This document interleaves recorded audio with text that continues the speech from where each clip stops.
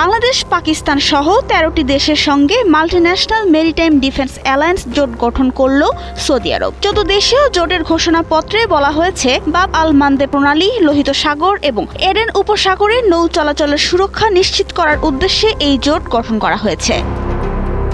নতুন এই সামরিক জোটে বাংলাদেশ, পাকিস্তানের পাশাপাশি রয়েছে তুরস্ক, কুয়েত, বাহরাইন, কাতার, জর্ডান, মিশর, সোমালিয়া, ইয়েমেন, সুদানের মতো আফ্রিকা ও এশিয়ার দেশগুলি। আন্তর্জাতিক বিভিন্ন গণমাধ্যমে এই সংবাদ প্রকাশ হওয়ার পর থেকেই এ নিয়ে চলছে নানা আলোচনা।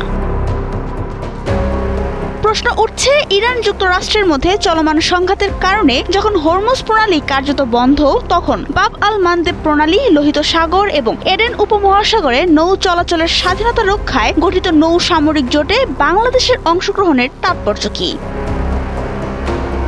এদিকে বাংলাদেশ কেন এই জোটে যুক্ত হয়েছে এ নিয়ে কথা বলেছেন প্রধানমন্ত্রীর পররাষ্ট্র বিষয়ক উপদেষ্টা হুমায়ুন কবির। ২ আগস্ট পররাষ্ট্র মন্ত্রণালয়ে ওই মেরিটাইম জোটে বাংলাদেশের অংশগ্রহণের উদ্দেশ্য জানতে চেয়ে সাংবাদিকদের করা এক প্রশ্নের জবাবে উপদেষ্টা হুমায়ুন কবির জানান, এটি রিয়াদের সঙ্গে কৌশলগত সম্পর্ক তৈরির অংশ। তিনি বলেন, হুতিদের ঠেকাতে সৌদি আরবের নেতৃত্বে বহুজাতিক এই জোটে যোগ দিয়েছে বাংলাদেশ।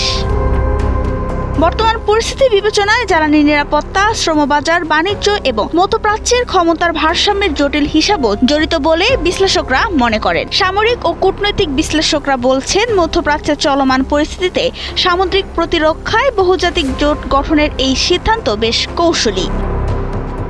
তবে পাশাপাশি রয়েছে ইরানের সঙ্গে বাংলাদেশের নিরপেক্ষ সম্পর্ক। জোটে যুক্ত হলে ইরান সমর্থিত বিভিন্ন গোষ্ঠীর বিরোধিতার সম্মুখীন হতে পারে এমন আশঙ্কার কথা বলা হচ্ছে বিবিসির প্রতিবেদনে। আবার না হলে রয়েছে সৌদি আরবের সঙ্গে সম্পর্কের টানাপোড়েনের ঝুঁকি। তবে জোটের প্রতিবেদনে উল্লেখ করা হয়েছে, জোটটি সম্পূর্ণ আত্মরক্ষামূলক, এটি কোনো রাষ্ট্রকে লক্ষ্যবস্তু করবে না।